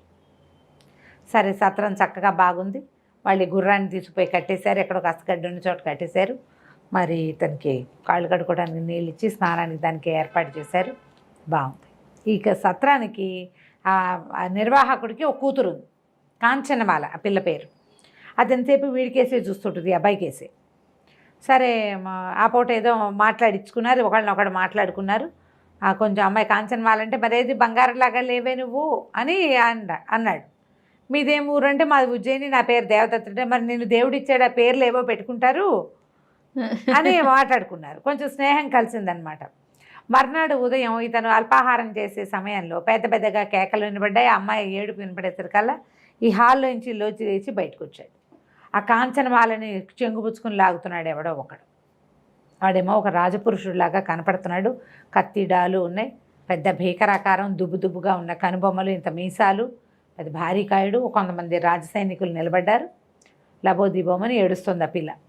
ఆ నిర్వాహకుడు కూడా గోలుమని ఏడుస్తున్నాడు. ఒక్కగానొక్క పిల్ల, ఈ సంవత్సరం పెళ్లి చేసేద్దాం అనుకున్నాం, ఇంతలో ఇలా అయిపోయింది, ఇప్పుడు నా పిల్లని ఎవరన్నా రక్షించండి అని ఏడుస్తున్నాడు. తనేం ప్రయత్నం చేయటల్లా, ఆయన దగ్గర కత్తి ఉంది మరి. ఓకే. దాంతో ఇతను అడిగాడు, ఎవరు వీడు ఏంటంటే, మా రాజుగారి బావమరిది, ఈయన చాలామంది ఆడపిల్లల్ని చెరపడతాడు అనేసరికల్లా, ఈ పిల్లని రక్షించు బాబు, మా పిల్ల చిన్నపిల్ల, 16 ఏళ్ల పిల్ల, 15 ఏళ్ళదో. అక్కడి నుంచి ఇతను అడ్డం పడ్డాడు. పడేసరికల్లా వాడన్నాడు, ఎవడరా నువ్వు, మా బావకే నేనంటే భయం, రాజుగారికే, నువ్వెవడివి, నీ పెత్తనం ఏమిటి అన్నాడు. కానీ ఇతను మూర్కోల, కత్తి తీసి చెడామడా యుద్ధానికి దిగాడు. చెయ్యి విరిచేశాడు అతన్ని మణికట్టు దగ్గర, విరిచేసి ఈ పిల్లని రక్షించాడు. సరే, ఈ పని అయిపోయింది, వాళ్ళు వెళ్ళిపోయారు. ఇతను బయలుదేరుతుంటే ఆ పిల్ల బాబు గోలుమని నేర్చింది, నేను నిన్ను ప్రేమిస్తున్నాను, ఉండిపో, నువ్వు ఇక్కడే ఉండు, లేదా నన్ను తీసుకెళ్ళమంటే, అమ్మ నాకు అలాంటి ఉద్దేశాలు ఏం లేవు, నేను ఇప్పటిదాకా ఏ స్త్రీని ఇలాంటి దృష్టితోటి చూడలేదు, ఊళ్ళో ఓ చెల్లెలు ఉంది, నువ్వు ఇంకో చెల్లెలివి, మళ్ళీ వచ్చినప్పుడు మేఖలావతిలో ఒక చెల్లెలు ఉందనుకుంటాను, అంతే తప్పిస్తే నాకే ఉద్దేశము లేదు, నువ్వు హాయిగా మీ నాన్న చెప్పినట్టు పెళ్లి చేసుకో అని చెప్పి బయలుదేరి వచ్చేసాడు. ఆ పిల్ల ఏడ్చి శోకాలు పెట్టింది, కానీ వీడు వినలా. బయటకు వచ్చేస్తే ఇట సత్రం నుంచి బయటకు వచ్చే మొగదల దగ్గరికి వచ్చేసరికల్లా అతనికి జయచంద్రుడు ఎదురొస్తూ కనపడ్డాడు. అబ్బో, ఎంత ఆనందించాడో, ఎలాగొచ్చావో అని ఆశ్చర్యపోయాడు. కావలిచ్చుకున్నాడు. మా చెల్లెలు ఎలా ఉందన్నాడు. మీ చెల్లెలు ఏడ్చిందనే వచ్చాను రా బాబు, మీ నాన్నగారు, మా నాన్నకి ఎంత దుఃఖలాగా ఉన్నాడు, ఆయన నువ్వు వెళ్ళిపోయావు, మీ చెల్లెలు కూడా లేచకపోతుందని చెప్తున్నాడు అందరికీను, మరి నువ్వు రాకపోయేసరికల్లా మీ చెల్లెలు చాలా భయపడి ఏడుస్తోంది, రాజుగారి సంరక్షణలో తను బాగానే ఉంది, నువ్వు ఏ దారి పట్టి ఉంటావో నాకు తెలుసు కదా, రాశాడు సింహగిరికి వెళ్ళబోతున్నాను అని, అది ఎంత దూరాన్ని ఉంది ఏమిటి నాకు తెలుసు, కాబట్టి నీ వెనకాలే నేను కూడా బయలుదేరి. తను 2 రోజులు ఉన్నాడు ఇక్కడ. అదే ఆ ప్రయాణం అతనికి కలిసి వచ్చింది జయచంద్రుడికి. ఆఖండ ఆగమేఘాల మీద వచ్చేసాను, ఎక్కడో చోట కనపడతామనుకుంటున్నాను. మేఖలావతిలోకి రాగానే చెరువు దగ్గరే కనుక్కున్నాడు, మేఖలా నది దగ్గరే కనుక్కున్నాడు అతను, ఎవరైనా రాజపురుషుడు వచ్చాడా ఏమిటి అని. అక్కడి నుంచి ఇద్దరు ఒకళ్ళనొకళ్ళు కావలించుకొని చాలా సంతోషించారు. బయలుదేరారు. జరిగింది ఇక్కడ ఇట్లా జరిగింది దారంతా అని చెప్పాడు. చెప్పి నేను సిద్ధుడిని సంహరించానని ఉత్తరంలో రాయలా, ఇప్పుడు చెప్పాడనమాట. సిద్ధుడిని సంహరించాను, ఆ సంహారం కూడా నాకు కొంత భయాన్నే కలిగించింది, అది ఏ రాజద్రోహం కింద నేరం కింద పరిగణిస్తారో తెలీదు, దానికి తోడు ఈ చిలుక ఏదో రహస్యం చెప్తుందన్న భావంతో, అంటే మేము తోటమాలి కుమారులం కాదు, నన్ను రాకుమారా అన్నాడు, నేను ఏ రాజకుమారునో తెలుసుకోవాలని ఉంది నాకు, అందుకని వచ్చేసి అంటే పద మన ఇద్దరం వెళ్ళిపోదాం అన్నది. ఈ ఇద్దరు కలిసి ఇంకొక 50 ఆమడలు దూరం ప్రయాణం చేశారు. మధ్యలో ఎన్నో ఊళ్ళు, జానపదాలు, పట్టణాలు, నగరాలు దాటి మొత్తానికి ఆ సింహగిరి దగ్గరికి చేరుకున్నారు. అది దూరం నుంచి ఎలా కనపడుతుందంటే ఒక పెద్ద శివలింగంలాగా కనిపిస్తుంది, బృహదాకారంలో ఉన్న శివలింగంలాగా. ఆ కొండ పెద్ద కొండకి అటు ఇటు 3 క్రోసుల దూరం పాటు అన్ని తోటలు అడవులుగా ఉన్నాయి. అక్కడి నుంచి ఆ కొండకి కింద భాగంలో ఒక పల్లెటూరు లాంటి జనపదం కనపడుతుంది. వీళ్ళు వెళ్తే తోటలు, పళ్ళ తోటలన్నీ. అక్కడి నుంచి పొలం పని చేసేవాళ్ళు ఎంతమంది ఉన్నారో మనుషులు. తేనె పట్టల్లే ఉంది ఆ ప్రాంతం అంతా. అందరూ తలా ఒక పని చేస్తున్నారు. బత్తాయి తోటలు, నారింజ తోటలు, తర్వాత ద్రాక్ష తోటలు. ఎంత ద్రాక్ష ఉందో అక్కడ. అందరూ పనిచేసేవాళ్ళే. సరే, అక్కడి నుంచి వీళ్ళు వెళ్ళి ఆ వాళ్ళల్లో ఒక ముసలాయన్ని పట్టుకున్నారు. ఎవరు ఏమిటి అని కనుక్కున్నారు. ఎక్కడి నుంచి వస్తున్నారే బాబు, మీరు కొత్త దాపర వాళ్ళే ఉన్నారు, ఇక్కడికి రాకూడదు, సింహకేతువు కనుక చూశాడంటే విరుచుకు తినేస్తాడు. అంటే వాడెవడు ఏమిటి అంటే, వాడొక రాక్షసుడు, బకాసురుడి వంశంలో వాడు, చివరివాడు. వాడికి ఎవ్వరూ లేరు. వాడికి విచిత్ర వస్తువు ఇది ఇష్టం, సంచయం ఇష్టం. ఎక్కడెక్కడైనా కొత్త కొత్తవి, విచిత్రమైనవి, వింతవి కొనుక్కొస్తాడు, పట్టుకొస్తాడు, ఎత్తుకొచ్చేస్తాడు కూడా. రోజు ఓసారి కొండ దిగి వస్తాడు. ఈ తోటలు దొడ్లు అన్నీ వాడివే. మమ్మల్ని అందరినీ పని చేయడానికి ఇక్కడికి తీసుకొచ్చాడు. పనే చేస్తాం. ఎప్పుడైనా బుద్ధి పడితే మనుషుని విరుచుకు తింటాడు. మామూలుగా పెద్దగా మనుషుల్ని తిండు. ఈ పళ్ళన్నీ వాడికే, ఈ ద్రాక్ష అంతా వాడ తాగడానికే సారాయి. ద్రాక్షరసం చేసుకుంటాడు, చేయిస్తాడు. అవన్నీ చేయడానికి మనుషుల్ని ఎన్ని చోట్ల నుంచో తెచ్చాడు. అక్కడి నుంచి విచిత్రమైన నగరం ఒకటి నిర్మించుకున్నాడు సింహగిరి కొండ మీద. దాంట్లో పనిచేయడానికి శిల్పుల్ని, వాళ్ళని ఎక్కడెక్కడి నుంచో పట్టుకొచ్చాడు, వడ్రంగుల్ని. మేమంతా చచ్చినట్టు ప్రాణాలు అరచేతిలో పెట్టుకుని బతుకుతాం, ఇక్కడ పనిచేస్తాం. రాక్షసుడు తినగా మిగిలిందే మాకు తిండి, వాడు తాగ్గా మిగిలినవే మాకు తాగుడు. పని చేయవలసిందే. మా ఊళ్ళలో నుంచే బలశాలందరినీ పట్టుకెళ్ళి అక్కడ పని చేయించుకుంటాడు. అందరినీ అదుపులో పెడతాడు. వాళ్ళకి బాగా తిండి తిప్పలు ఇస్తాడు. దాంతో వాళ్ళే రాజాధిరాజులు అనుకుని మమ్మల్ని మనుషులుగా కూడా పరిగణించరు అనేసరికి మేము వాడిని చూడాలనుకుంటున్నామన్నారు. ఆయన మళ్ళీ ఆశ్చర్యపోయారు. వద్దు వద్దు, అసలు చంపేస్తాడు, కొత్త వాళ్ళని రానివ్వడు, వాడే సెలెక్ట్ చేసి తెచ్చుకుంటాడు. పైగా వాడికి తన వంశంలో ఆఖరి వాడిని అయిపోతున్నారన్న భావన. అందుకని ఇటీవల కాలంలో గొప్ప పని చేశాడు. 4 ఏళ్ల క్రితం కాశ్మీర రాజకన్యకని తీసుకొచ్చాడు పెళ్లి చేసుకుని సంతానాన్ని పొందటానికి. ఆ పిల్లేమో ఒప్పుకోదు. దాంతో 4 ఏళ్ల నుంచి ఆ అమ్మాయిని ఒప్పించడం కోసం ఆలోచిస్తున్నాడు. అనగానే వీళ్ళిద్దరూ ఆలోచించేసుకున్నారు. ఓ పని చేయొచ్చని మేము మనస్తత్వ శాస్త్రజ్ఞులో అని చెప్పారు. ఇప్పుడు నీకు ఇంకోళ్ళకి మనసు లేదనుకో, మీ ఇద్దరికి భావాలు కలుపుతాం మేము. ఇలాంటివి చెప్పారు. చెప్పేసరికి వాళ్ళు అన్నారు, నువ్వు అసలు సింహగిరిలోకి తను రానివ్వడు మిమ్మల్ని అని వీళ్ళని గట్టిగా చెప్పినా వినలేదు. సరే, మా దారి మేము చూసుకుంటాం. ఆ సింహగిరి ఏమిటి, అది ఎట్లా నున్నగా అద్దంలా ఉంటాయి గోడలు. ఆ కొండ ఎక్కలేరు ఎవరు. దానికి ఒకే ఒక్క మార్గం ఉంది, మెట్ల మార్గం. ఆ మెట్ల మార్గానికి అతను కట్టుకున్నవి ఆ మెట్లు. దానికి అద్దంలా చేయించాడు. బల్లి కూడా ఆ కొండ మీదకి పాకలేదు. అంత అద్దం వల్లే ఉంటుంది. ఎవడైనా దాని మీదకి ఎక్కబోయినా తెలిసిపోతుంది వాళ్ళకి. ఆ మెట్ల మార్గానికి ఎంత కాపలా ఉందో. దానికి ఒక గుహా మార్గం లాగా ఉంటుంది. దాంట్లో అతను ఒప్పుకున్న వాళ్ళే వెళ్ళాలి కానీ కొత్త వాళ్ళు వెళ్ళడానికి వీల్లేదు. లోపలన్నీ విచిత్రమైన వస్తువులు ఉంటాయి అనేసరికి సరే రేపు ఉదయం ప్రయత్నం చేస్తాం, వాడిని ఒప్పించే లోపలికి వెళ్ళేందుకు చూద్దాం అనుకున్నారు. అసలు విషయం తెలిసింది కదా, ఇతను కాశ్మీర్ రాజకన్యకని తెచ్చుకున్నాడు. అక్కడి నుంచి ఈ ముసలి తాతని మమ్మల్ని మీ ఇంట్లో ఉంచుకో, ఈ ఒక్క రాత్రి మాకు ఆతిథ్యం ఇవ్వు, చాలా దూరం నుంచి ప్రయాణం చేసేస్తాం అంటే భయపడ్డాడు. కానీ ముసలాయన్ని ఒప్పించారు. ఓ రూపాయి బిళ్ళిచ్చి, బంగారం కాయనం ఇచ్చి, నాన్న వాళ్ళ దగ్గర కాయిన్స్ తెచ్చుకున్నారుగా. అక్కడి నుంచి ఆ లోపల ఊళ్ళోకి వెళ్తే ఆ ముసలావిడ ఒప్పుకోలే. బాబోయ్, వీళ్ళని ఉంచుకున్నామని తెలిస్తే మన్నే చంపేస్తాడయ్యా, ఆశపడద్దని గట్టిగా అన్నది. కానీ సరే మెల్లిగా ఈ కుర్రాళ్ళు, వీళ్ళు రాజపురుషుల్లాగా కనపడుతున్న వీళ్ళ సౌందర్యము, ఇద్దరు అందమైన వాళ్ళు, కుర్రాళ్ళు, చిన్నతనం బాగా. సరే ఏదో ఆ ముచ్చటకి అట్ట పెట్టుకున్నారు. మా ఇంట్లో ఉన్నామని మాత్రం చెప్పొద్దన్నారు. చెప్పొద్దని చక్కగా రాత్రి తినబెట్టారు, భోజనం, పడుకున్నారు. తెల్లవారు లేచి స్నానం పానం చేసుకున్నాక చేరుకో గుర్రమో తమ గుర్రాలని నడిపించుకుంటూ వెళ్ళి ఏ కొండ మెట్ల మార్గం దగ్గర అయితే వెళ్ళొచ్చని వీళ్ళు చెప్పారో ఈ తోటలు దొడ్లు అన్నీ దాటుకుని అక్కడికి వెళ్ళారు. వెళ్ళేసరికి అక్కడ పెద్ద ఇంత బాణ పట్టుండి పెద్ద వికృతాకారం ఉన్న ఒక కాపలదారుడు ఉన్నాడు. వాడు అక్కడ అధ్యక్షుడు. వాడి దగ్గర ఒక డజన్ మంది సైనికులు ఉన్నారు. ఎవర్రా మీరు, పొండి పొండి అన్నాడు. కాదు, మేము సింహకేతువుని చూడడానికి వచ్చాం, మేము మనస్తత్వ శాస్త్రజ్ఞులు అంటే అలాంటిది ఒకటి ఉందా అన్నాడు. ఉంది, అలాంటిది మీరు రాజుగారు అంటే సింహకేతువు ఒక రాజకన్యకని తెచ్చాడని ఆమె అతనితో వివాహానికి ఒప్పుకోవట్లేదని తెలిసే వచ్చాం. ఆ అమ్మాయికి ఇతని మీద మనసు వచ్చేలాగా చేస్తాం మేము. అలా చేయగలరా అన్నాడు. చేయగలమన్నారు వీళ్ళు. చేయగలము, అదొక తత్వం.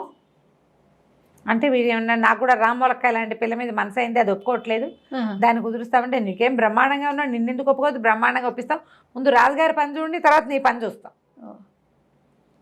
అనేసరికి వాడికి ఉత్సాహం వచ్చింది.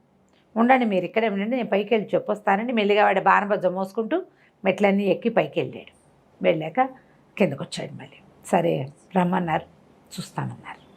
చూస్తామంటే ఎన్ని మెట్లో అవి మెట్టు మెట్టు మెట్టు ఎక్కి ఎక్కి చచ్చి దుంప దిగిపోయింది వీళ్ళకి. అంత పెద్ద కొండ, ఆ కొండకి మెట్లు ఎక్కాలంటే ఎన్ని మెట్లు ఎక్కాలి? ఇలా మలుపులు ఈజీగా టకటకాల ఎక్కెళ్ళిపోవటం కాదు, పైది కిందకి ఏం కనపడదు, మలుపు తిరిగితే కానీ తర్వాత మెట్లు కనపడదు. అట్లా ప్లాన్డ్గా చేయించాడు. శత్రువులు చొరబడ్డానికి వీలు లేకుండా, తనని సంహరించడానికి ఎవ్వరూ రావడానికి వీలు లేకుండా. పైగా వాడు ఆ ముసలాయన వీళ్ళకి ఏం చెప్పాడంటే, వీడు రాక్షసుడే కాదు, వాడి దగ్గర పెద్ద గుణ ఏనుగంత ఉండేటువంటి సింహం ఒకటి ఉంది. సింహమే విరుచుకు తినేస్తుంది. ఆ సింహానికి తిండి కావాలి. మేము రోజు ఇక్కడ పొట్టేళ్ళని కాల్చి ఒకటి సింహానికి ఒకటి వాడికి పంపిస్తాం. దున్నపోతని కాలిస్తే ఇద్దరికీ సరిపోతుంది. అమ్మో, అంత వాళ్ళు మరి అక్కడి పీపాల కొద్దీ ద్రాక్ష సారాయి చేస్తాం. ఆ సారాయి అంతా వాడే తాగుతాడు. కొండకి దిగ ఎక్కడికో వెళ్ళేస్తాడు, అన్నీ తిరిగి ఏమైనా విచిత్రమైన వస్తువులు దొరికితే తెచ్చుకుంటాడు. మధ్యాహ్నం భోజనం చేస్తాడు, కాస్త నిద్ర చేస్తాడు. సాయంకాలానికి సాయంత్రం లేచి కొండ దిగి వ్యాఖ్యాళ్ళకి వస్తాడు. నచ్చిన పళ్ళు తెంపుకుని తింటాడు. ఏదైనా ఆకలి సరదా వేస్తే ఒక మనిషి ఎవరైనా నచ్చితే రుచిగా ఉన్నారని అనిపిస్తే విరుచుకుని తింటాడు కూడా అప్పుడప్పుడు. ఇది వాడి తాలూకు దినచర్య. అలాంటి వాడు తనని సంహరించడానికి ఎవరైనా వస్తారేమో అన్న అనుమానం ఉంటుంది వాడికి. ఈ ప్రతి మలుపులోనూ ఒక్కొక్క వజ్రం లాంటిది పెట్టున్నారు. ఓ చోట నీలంది, ఓ చోట ఎర్రది, ఓ చోట ఆకుపచ్చవి, అట్లా ఉన్నాయి కార్నర్స్లో. వాట్లలోంచి వచ్చే వెలుగే ఈ మెట్ల మీదకి వెలుగట. అలాంటివి విచిత్రమైనవి కాంతులు వెదజల్లే రత్నాలు కూడా ఎక్కడెక్కడి నుంచో సంగ్రహించుకొని తీసుకొచ్చాడు. సరే చచ్చి జడి ఈ మెట్లన్నీ ఎక్కి కొండెక్కారు. పైకి వెళ్ళేసరికల్లా ఇక ఎన్ని రకాల వస్తువులు ఉన్నాయంటే పైన ఎంత బాగుందోట. కొన్ని ఒక సంగీత వృక్షం లాంటిది ఒక చెట్టు, దానంతటదే ఏదో పాట పాడుతోంది. ఒక వీణ దానంతటదే మోగిపోతోంది. ఏమిటో పిట్టలు, పక్షులు, శిల్పాలు, అన్ని వింతలు విచిత్రాలు, జలయంత్రాలు, అన్ని వింతలు విచిత్రాలు. ఎక్కడెక్కడ మంచి మంచి ఉంటే అవన్నీ తెచ్చుకుంటాడనమాట. ఎంత బాగుందో అవన్నీ చూసి అట్లా అట్లా అట్లా అట్లా అవన్నీ చూసి అవన్నీ దాటుకుంటూ సభాభవనం దగ్గరికి వెళ్ళేసరికల్లా పెద్ద అరుపు వినపడింది. ఇంతెత్తున్న సింహం, ఎంతెత్తుందో అది. అంత సింహాన్ని వీళ్ళ జీవితంలో చూడలేదు ఎప్పుడు. అది కాస్త పెద్దగా బొబ్బరించి దూకపోతే ఆ పక్కన నిలబడిన ఒక మహాపురుషుడు ఒక అతను దాన్ని వద్దు ఆగు ఆగు అని ఆపాడు. ఆ సింహాన్ని ఆపిన వాడు వీళ్ళు ఎట్లా ఊహించారు రాక్షసుడు అంటే? మిడిగుడ్లు, బాణబొజ్జ, భీకరాకారము, దుంప జుట్టు వేళ్లాడిపోతూ అలా ఎలాగో ఊహించారు. కానీ వీడు అక్కడ అట్లా లేడు. వీళ్ళ మీద ఇంకో 2 అడుగులు, అడుగున్నర ఎత్తున్నాడు. దానికి తగినంత లావున్నాడు. చక్కగా ఆభరణాలు, వీళ్ళు పుర్రెలు కపాలాలు వేసుకుంటున్నాడేమోనని భావించారు. పుర్రెలు లేవు, కపాలాలు లేవు, రత్నహారాలు ధరించున్నాడు. వాడు చూస్తే రాక్షసుడిలాగా లక్షణాలు లేవు అసలు. ఎవరో గంభీరంగా ఉన్నాడు. పెద్ద పెద్ద కళ్ళు, వాటి కళ్ళల్లో ఎర్రజీరలు ఉన్నాయి తప్ప మిడిగుడ్లు, వీళ్ళు కూరలు, కపాలమాలలు ఏమీ లేవు. పక్కపక్క నవ్వాడు వీళ్ళని చూసి. ఎవర్రా మీరు అన్నాడు. వాయిస్ మాత్రం మంచి ఇదిగా ఉంది. ఆ సింహం ఎట్లా బొబ్బరిచిందో ఈయన గొంతు కూడా అలాగే మురుగులాగా ఉంది. ఎవరైనా సరికల్లా మేము మనస్తత్వ శాస్త్రజ్ఞులం అనేసరికల్లా ఎలా చేస్తారు? మీరు చూస్తే రాజకుమారులల్లే ఉన్నారు. రాజకుమారులల్లే ఉన్నారు, అందంగా ఉన్నారు, యువకులు, వయస్సు తక్కువ వాళ్ళుగా కనిపిస్తున్నారు. మీకు మనస్తత్వాలు శాస్త్రాలు ఎలా తెలుసు? ఏం చేస్తారు మీరు అన్నాడు. ఏదైనా చేస్తాం, కాశ్మీర్ రాజకుమార్తెకి నీ మీద మనసు వచ్చేలాగా చేస్తాం అంటే అప్పుడు అది చెప్పాడనమాట. 4 ఏళ్ల క్రితం తీసుకొచ్చాను. 4 సంవత్సరాల నుంచి బతిమలాడుతూనే ఉన్నా. చచ్చిపోతానని బెదిరించి నా దగ్గర ఉంటుంది, కానీ నన్ను వివాహం ఆడనివ్వలేదు. ఓహో, పెళ్ళి కూడా లేదు? పెళ్ళి లేదు. తీసుకొచ్చాడు, పెళ్లి చేసుకుందాం అనుకుంటే ఆవిడ ఒప్పుకోవాలి, చచ్చిపోతానంటూ. అది నేను దానికి సరిపోంటా, నేను రాక్షసుండి అంటుంది, నా అందం దానికి చాలలేదు, సరే దాన్ని సరి చేస్తారా మీరు అన్నాడు. సరి చేస్తామన్నారు. కాశ్మీర్ రాజకుమార్తెను ప్రవేశపెట్టండి అన్నారు. దేవదత్తుడు జయచంద్రుడు ఇద్దరు సింహగిరి కోటకి వెళ్ళిపోయారు. పైకి ఏం చెప్పారంటే, ఆడవాళ్ళ మనసు మార్చే మంత్రవేత్రం, స్త్రీ మనసు తెలుసుకోగలం, స్త్రీ వశీకరణ విద్యొచ్చు మాకు, ఇలా చెప్పి పైకి వెళ్ళారు. అక్కడ సింహకేతు, వీళ్ళు రాక్షసుడు అంటే వీళ్ళు పెద్దగా ఊహించుకున్నారు. అలా ఏం లేదు. వాడు కొంచెం భారీ కాయుడు, పెద్ద పెద్ద ఎర్రచీరలు ఉన్న కళ్ళు, ఓ పెద్ద సింహం వాడి దగ్గర, మంచి వజ్రాల హారాలు, కొంచెం బాగా కడియాలు గిడియాలు వేసుకుని గ్రాండ్గా ఉన్నాడు. మీరేనా అన్నాడు. మేమే స్త్రీ వశీకరణ అంటే మిమ్మల్ని చూస్తే ఏదో రాజకుమారులలో ఉన్నారు, వ్యాహ్యాలకు వచ్చినట్టు వచ్చారన్నాడు. కాదు, మేము చేస్తాము అంటే ఎలా చేస్తామంటే, అమ్మాయి నువ్వు నచ్చలేదని చెప్తే బాగుండలేదు అంటుంది. ఆ బాగుండని వాడే నాకు నచ్చాడని అనిపిస్తాం మేమంటారు వీళ్ళు. ఓహో. అనేసరికల్లా సింహకేతు అన్నాడు, నేను 4 సంవత్సరాల క్రితమే నేను కాశ్మీర రాజకన్యకని వాళ్ళకి తెచ్చుకున్నాను. అమ్మాయి చాలా అందగత్తే, కానీ నువ్వు రాక్షసుడివి, నేను పెళ్లి చేసుకోను అంటోంది. 4 ఏళ్ల నుంచి చూస్తున్నా, దగ్గరకు వస్తే చచ్చిపోతానని బెదిరిస్తోంది. వివాహం చేసుకోవాలి, మా రాక్షస జాతి నాతోటే అంతరించిపోతుందని బెంగగా ఉంది. సరే మీరు అమ్మాయిని చూద్దురుగాని అన్నాడు. ఆ మందిరం అంతా ఎన్నెన్ని విచిత్రమైన వస్తువులు ఉన్నాయో, దానంతటా అది పాడే వాయించే వీణ, పాడే చెట్లు, సెలయేర్లు, ఎన్ని రకాలో, అసలు అంత గ్రాండ్గా ఉందన్నమాట. చిత్రలేఖను పిలిపించండి అన్నారు. చిత్రలేఖను పిలిపించమంటే అమ్మాయి వచ్చేసరికల్లా ఒక నిండుగా పూసిన పున్నాగ చెట్టల్లే ఉంది అమ్మాయి. ఎంత అందంగా ఉందో. ఈ రాజకుమారుడు దేవదత్తుడు ఆ అమ్మాయి ఒకళ్ళనొకళ్ళు చూసుకుంటూ, అప్పటిదాకా దేవదత్తుడికి అమ్మాయిలు వెంటపడ్డము అలాంటి లక్షణం లేదు. జయచంద్రుడు చెప్తాడు, ఆ అమ్మాయి కేసు నీకేసి చూస్తుంది, ఈ అమ్మాయి నీకేసి చూస్తుంది అంటే ఇతనికి నచ్చేది కాదు. కానీ ఈ పిల్లని చూడగానే ఆ అమ్మాయి ప్రేమలో పడిపోయాడు అతను. వాళ్ళిద్దరు ఒకళ్ళనొకళ్ళు చూసుకుంటూ నుంచున్నారు. ఎంత బాగున్నాడో వీడు మన్మధుడేమో అని అనిపిస్తోంది. ఈ మన్మధుడు చూసుకునే దర్పణమేమో ఈ అమ్మాయి అంత మొహం చెక్కిళ్ళు మెరిసిపోతున్నాయి అనుకుంటున్నాడు అబ్బాయి. ఇద్దరు ఒకళ్ళ ప్రేమలో ఒకళ్ళు మునిగిపోయారు. మొహాలు చూసుకుంటారు. జయచంద్రుడి కేసు చూడలేదు అమ్మాయి, ఈ దేవదత్తుడి కేసే చూస్తుంది. ఇంతలో ఆ సింహకేతు పెద్దగా గర్జించాడు. ఏంటి ఆ తన్మయత్వం, ఇద్దరు ఒకళ్ళకేసి ఒకళ్ళు చూసుకుంటున్నారు అనేసరికల్లా మొహాలు పక్కకు పెట్టుకున్నారు. ఒక్క నిమిషం అయిన తర్వాత ఈ దేవదత్తుడు అన్నాడు, నేను ఈ అమ్మాయిని ప్రేమిస్తున్నాను అని ప్రకటించాడు. అనగానే ఈ పిల్ల ఏమో అప్పటిదాకా బాగానే నుంచుంది, బికమొహం వేసుకుని వచ్చి లోపల నుంచి వచ్చిందా, రాక్షసుని చూడగానే మొహం మటమట్లాడిచ్చింది. వీళ్ళెవరో కొత్త వాళ్ళని అనుమానంగా పెట్టింది మొహం. ఆ తర్వాత ఇతను చూడగానే ప్రేమగా చూడడం మొదలుపెట్టింది. ఇప్పుడు అవును నేను కూడా ఈయన ప్రేమిస్తాను, పెళ్ళింటి చేసుకుంటూ ఈయనే చేసుకుంటానని అంత పెద్ద గట్టిగా చెప్పేసరికి జయచంద్రుడు నిర్ఘాతపోయాడు. ఏం జరుగుతోంది ఇక్కడ? అంతే సింహకేతు పెద్దగా అరిచాడు, అవురవురా నా ప్రేయసిని నేను పెళ్లి చేసుకుందాం అనుకున్న అమ్మాయిని నువ్వు ప్రేమించడం ఏమిటి, నీ సంగతి చెప్తానని ఒక్క దూకాడు ఈ దేవదత్తుడి మీదకి. దేవదత్తుడి దగ్గర ఒక బ్రహ్మాండమైన కత్తి ఉంది, కాలకీల విక్రమార్కుడి కత్తి. ఆ కత్తి ఎవరినైనా యుద్ధం చేయబోతుంది అనగానే అది వేడెక్కిపోవడం మొదలు పెడుతుంది. దాని రకం అనమాట, రక్తం తగిలేసరికి మెరిసిపోతూ ఉంటుంది. అక్కడి నుంచి ఆ కత్తి తీసి మీదకి పడ్డాడు. ఇద్దరు కలిసి చెడామడా యుద్ధం చేశారు. ఇతను ఏం చేశాడంటే ఆ కాలకీలతో చేయి నరికేశాడు సింహకేతువు. ఈ లోపల సింహం ఒక దూకబోయింది దేవదత్తుడి మీదకి. జయచంద్రుడు సింహాన్ని అడ్డుకున్నాడు. ఇద్దరు ఉన్నారు కదా, అక్కడి నుంచి ఇద్దరు ఫైటింగ్ బాహుబాహవి. అతను సింహంతో ఇతను రాక్షసుడితోటి యుద్ధం చేయటం మొదలుపెట్టారు. ఎప్పుడైతే ఈ సింహకేతువు చేయి తెగిపోయిందో ఇతను రెండో చేయి కూడా తెగ్గొట్టడానికి ప్రయత్నం చేస్తూ గట్టిగా కేకలు పెట్టాడు. చిత్రలేఖ నువ్వు ఇక్కడ నుంచోవద్దు, పరిగెత్తుకుంటూ పైకెళ్ళు, ఉద్యానవనంలో పంచవన్నెల రామచిలక పంజరంలో ఉంటుంది, బంగారు పంజరం ఎక్కడుందో పట్టుకురా, మాట్లాడే చిలకని పట్టుకురమంటే ఆ పిల్ల పరిగెత్తింది. అమ్మాయి వెళ్ళిపోయింది. వీళ్ళు చెడామడా యుద్ధం చేస్తున్నారు. ఈ సింహము అతని మీదకు దూకుతుంటే వాడు తప్పించుకుంటున్నాడు అనమాట. సింహాన్ని చంపగలిగేంత జయచంద్రుడికి లేదు. పైగా అవి రాక్షసులు అంటే మామూలు మానవులు చేయగలిగే యుద్ధం కాదు. ఇతని దగ్గర అయినా దేవదత్తుడి దగ్గర ఆ కత్తి ఉంది కదా, ఆ కత్తి స్పెషల్ కత్తి అవ్వటం వల్ల అది పనిచేస్తుంది అనమాట. ఇతని కాళ్ళు చేతులు నరికేశాడు. అతను పెద్ద గద తీసుకొచ్చి విసిరబోయాడు. రెండో చేయి కూడా నరకబడింది. కాళ్ళతోటి పట్టేసుకున్నాడు. వాడు 7.5 అడుగులు ఉన్నాడు, వీళ్ళంతా ఇద్దరు 6 అడుగుల వాళ్ళే. కాళ్ళతో పట్టుకుంటే ఆ కత్తి పెట్టి కాళ్ళు కూడా నరికేశాడు. ఇంకా రక్తం తగిలిన కొద్దీ రాక్షస రక్తం అది అసలు ఎట్లా అంటే పడగ విప్పిన పాములాగా ఆడిపోతుందట కత్తి. బాగా రాస్తారు కత్తి గురించి. అది మెరిసిపోతుంది, దాంట్లోంచి మంటలు వస్తున్నట్టుగా ఉన్నాయన్నమాట.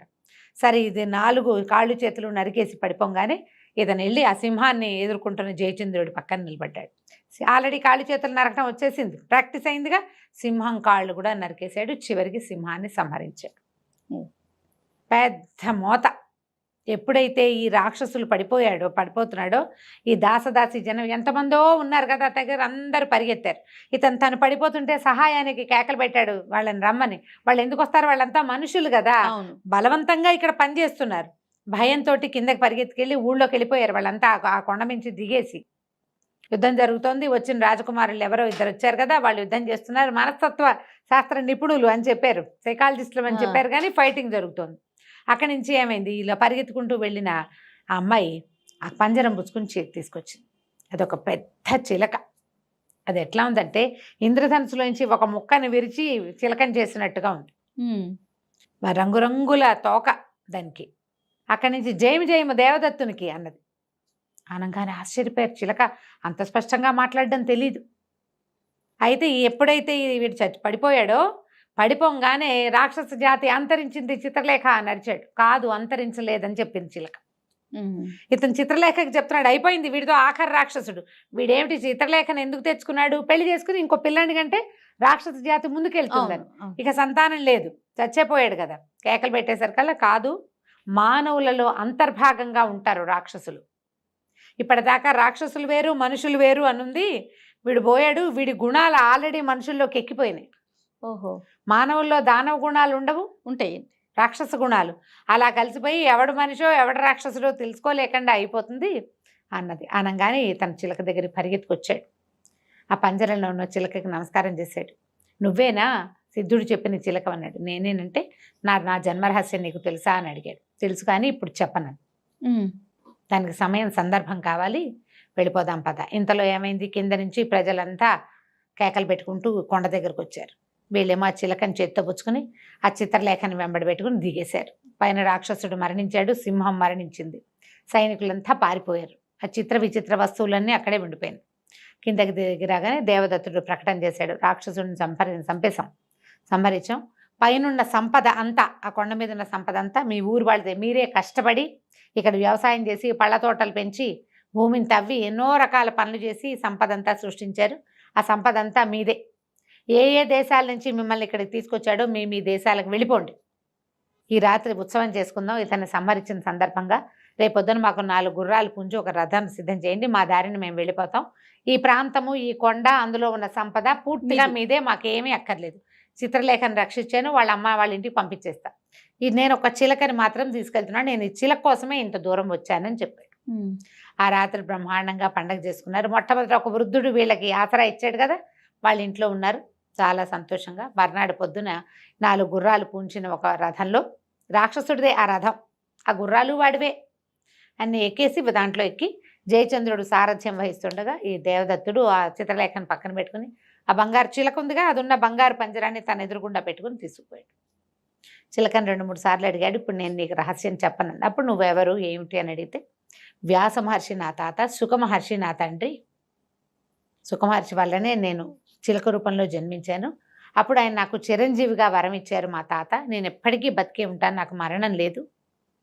అయితే నేను ప్రశాంతంగా స్వేచ్ఛగా తిరిగేదేవాడిని, అన్ని చోట్లకి తిరిగేవాడిని. మా తాత వల్లే నేను సమస్తమైన శాస్త్రాలు అన్నీ తెలుసుకున్నాను. మీరు వచ్చిన ఉజ్జయిని నగరం గురించి కూడా నాకు తెలుసు. కాళిదాసు స్వయంగా ఆయన పద్యాలు శ్లోకాలు రాసేటప్పుడు నేను ఎదురుగుండా కూర్చొని విన్నాను. ఎప్పటి నుంచో నేను ఇక్కడే ఉన్నా. యుగాలు మారిపోయినాయి. కృతయుగంలో పద్ధతి ఒక రకంగా ఉండేది, త్రేతాయుగం, ద్వాపరయుగం, ప్రతి చోట కూడా ధర్మం కాళ్ళు తగ్గించుకుంటూ ఆఖరి కాలు మీద ఉంది. నేను చూడనివి కాదు, ఇవన్నీ నాకు తెలుసు అని ఏదో వేదాంతము అవి ఇవి చెప్పింది. వేదాంతం ఎక్కడ, జయచంద్రుడేమో ఆ అమ్మాయి కోసం చూసుకుంటున్నాడు, చంద్రావతి ఇతని చెల్లెల గురించి. వీడేమో పక్కనే కూర్చున్న సౌందర్యవతి మీద దృష్టి ఉంది ఈ దేవదత్తుడికి. ఏం వింటలా, వాళ్ళ గోళ్ళ వాళ్ళు ఉన్నారు.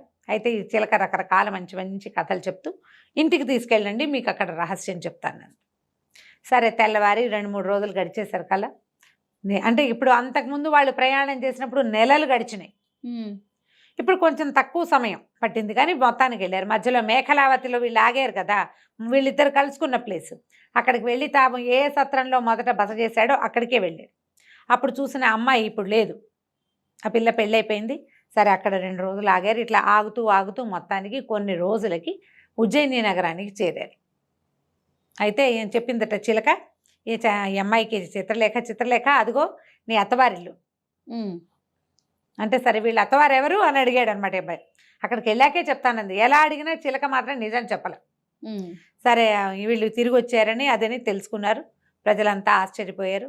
రాజుగారు కూడా పెద్ద సభ తీరిస్తే ఆ సభలోకి ఈ చిలక ఏం చెప్పిందంటే మీ చెల్లెలు కూడా తీసుకురా, అమ్మాయి కూడా కావాలని చెప్తే సరే అన్నా చెల్లెలు జయచంద్రుడు చిత్రలేఖని వెంట పెట్టుకుని ఆ చిలకున్న పంజరాన్ని తీసుకుని వెళ్ళి రాజుగారి సభలో నిలబడి ఇట్లా ఒకరోజు రాత్రి తనకి ఉజ్జయిని మహాకాళ మందిరంలో సిద్ధుడు కనపడటము.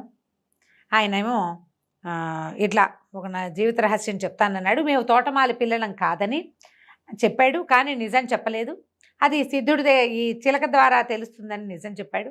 అతను చెప్పడం వల్లే నేను ఈ విక్రమార్కుడి కత్తిని తీసుకొచ్చాను. కత్తి చూపించాడు. ఆ కత్తి అట్లాగా రంగులు మారిపోతూ అట్లా మెరిసిపోతున్న కత్తిని చూసేసరికి ఉజ్జయినిలో చెప్పుకుంటారు కథలుగా విక్రమార్కుడి కత్తి గురించి. అది మహాకాళ దేవాలయంలోనే ఉందనే సంగతి రహస్యం. అవును, బహుశా రాజవంశాల్లో తెలుసుంటుంది. ఈ అబ్బాయి రాజవంశీకుడు కాబట్టి వీడు తీయగలిగాడు అనమాట దాన్ని. సరే ఇదంతా చెప్పి నేను ఇట్లా వెళ్ళాను, ఈ చిలకని తీసుకొచ్చాను, ఆ చిలక ఈ రహస్యం చెప్తానందంటే అప్పుడు చిలక ఏం చెప్పిందంటే నాకు ఒక్క షరతు, రహస్యం తెలిసాక నన్ను స్వేచ్ఛగా పోనివ్వాలి. నేను స్వేచ్ఛాజీవిని, నా పుటక నుంచి నేను హాయిగా తిరుగుతూనే ఉన్నా. సిద్ధుడి చేతికి చిక్కాను నేను. సిద్ధుడి దగ్గర నుంచి సింహకేతు చేతిలో చిక్కి అప్పటి నుంచి నేను పంజరంలోనే ఉన్నాను. నా స్వేచ్ఛా జీవితాన్ని నాకు ఇస్తానంటే మీ రహస్యం మీకు చెప్తానని. ఆ చిలకని వీళ్ళేం చేసుకుంటారు, వీళ్ళకి ఆసక్తి లేదు. సరే అన్నారు. అప్పుడు చిలక ఏం చెప్పిందంటే పంజరం నుంచి తలుపు తీయండి అని పంజరం తలుపు తీయించుకుని బయటకు వచ్చి నిలబడింది. అప్పుడు రాజా నువ్వు ఎంతో కాలంగా నిస్సంతువుగా ఉన్నావు, పిల్లలు లేరు, మీ దేశానికి ఉత్తరాధికారి లేదని బాధపడుతున్నావు. ఉత్తరాధికారి ఉన్నాడు, నీవు దేవదత్తుడే నీ ఉత్తరాధికారి. ఈ పిల్ల చంద్రావతే నీ కూతురు, వీళ్ళిద్దరూ నీ సంతానమే అంటే ప్రజలంతా ఆశ్చర్యపోయారు. ఆశ్చర్యంగానే ఉంటుంది కదా. అయితే రణవర్మ ఉన్నాడు కదా, జయచంద్రుడు తండ్రి మంత్రి, ఆయన అన్నాడు నువ్వు చెప్పేదానికి ఏమిటి ఇది సాక్ష్యం ఏంటి, ఏ బేసిస్ మీద ఇది చెప్తోందో కావాలి కదా. అప్పుడు రాజు కూడా అడిగాడు ఏ సాక్ష్యం ఉంది, ఏమిటి సాక్ష్యం ఉందంటే కావాలంటే నీకు మీ అంతఃపురంలో ఉన్న నీ పెద్ద రాణులు ఇద్దరిని పిలువు, వాళ్లే నీ మూడో రాణికి పుట్టిన సంతానాన్ని తీసుకెళ్లి అందులో పడేశారు గంగలో. క్షిప్రా నదిలో వేశారు, గంగా నది కాదు క్షిప్రా. ఆ క్షిప్రా నదిలో కొట్టుకొచ్చిన పిల్లల్ని సుజనమిత్రుడు పెంచాడు, తోటమాలీల మీద ఉన్న అధికారి. కానీ అతనికి పిల్లలు ఎవరి పిల్లలో తెలియదు. క్షిప్రలో కొట్టుకొచ్చింది భగవత్ ప్రసాదంగా తీసుకుని దేవుడిచ్చాడని దేవదత్తుడని పేరు పెట్టాడు. కావాలంటే నీ పెద్ద రాణుల్ని పిలువు, ఎంతో కాలంగా ఈ పని చేసినందుకు బాధపడుతూ మానసికంగా ఎంతో హింసను అనుభవిస్తున్నారు, వాళ్ళకి సంతానము కలిగింది లేదు, నీ రాజ్యానికి ఉత్తరాధికారిని లేకుండా చేశామన్న దిగులతోటి వాళ్ళకి అనారోగ్యాలు పాలైపోయారు, పిలవమన్నాడు. వాళ్ళిద్దరూ వచ్చారు, ఏడుస్తూ నిజం ఒప్పుకున్నారు. ఓహో చిలకంది ఎవరైనా ఇలా నమ్ముతారా రాజా, ముందు వెనక ఆలోచించకుండా కుక్క పిల్లలు పుట్టడం ఏమిటి మనిషికి అన్న చిన్న ఆలోచన లేకుండా వెర్రివాడివయ్యి నువ్వు పిల్లల్ని పోగొట్టుకున్నావు. నీలాంటి వెర్రివాడికి ఇంత ప్రతాపశాలి అయిన కుమారుడు, అంత బుద్ధిమంతురాలైన కూతురు పుట్టడమే ఆశ్చర్యము. వీళ్ళ జాతక రీత్యా ఇట్లా కుటుంబం నుంచి సెపరేట్గా ఉండాలనే కర్మానుభవాన్ని మోసుకొచ్చారు కాబట్టి ఇట్లా జరిగిందని చెప్పాడు. అక్కడి నుంచి వాళ్ళిద్దరు పెదరాణులు ఇద్దరు ఏడుస్తున్నారు. వాళ్ళిద్దరికేమో దేశ బహిష్కారం విధించారు. 18 ఏళ్ల నుంచి జైల్లో మగ్గుతోంది ఆవిడ, పాతాళ గృహంలో బంధించేశారు. ఒక పిల్లలు పుట్టాయని ఆవిడని పైకి తీసుకొచ్చారు. ఆవిడ ఇద్దరు పిల్లల్ని చూసి మొత్తాన్ని స్వస్థత పొందింది. ఈ రణవర్మ గారు ఎక్కడో పుట్టిన వాళ్ళు వీళ్ళు అని వీళ్ళని చాలా అవమానం చేశాడు. కానీ ఇప్పుడు క్షమించండి ఒప్పుకొని వాళ్ళ అమ్మాయిని, రాజుగారి అమ్మాయిని మంత్రిగారి అబ్బాయికి ఇచ్చి పెళ్లి చేశారు. ఇతనేమో చిత్రలేఖకి ఏం చెప్పాడంటే నువ్వు పెళ్లి చేసుకుందాం, నాతో ఉండు, మనం ఇక్కడ సెటిల్ అయిపోయాక మీ ఊరు పంపిస్తాను, మీ అమ్మా నాన్న దగ్గరికి వెళ్దాం. వాళ్ళు కూడా పాపం దుఃఖంలో 4 ఏళ్ల నుంచి. అవును సరే ఇక్కడ ఉండగానే వాళ్ళకి కబురు చేసి మీ అమ్మాయి క్షేమంగా ఉంది, మా అబ్బాయి వెళ్ళి తీసుకొచ్చాడు, ఇక్కడికి రండి పెళ్లి చేద్దామని వీళ్ళే వాళ్ళకి ఉత్తరాలు రాసి కాశ్మీర దేశపు రాజుగారిని రాణిగారిని కూడా పిలిపించారు. 2 వివాహాలు ఏకకాలంలో చేశారు.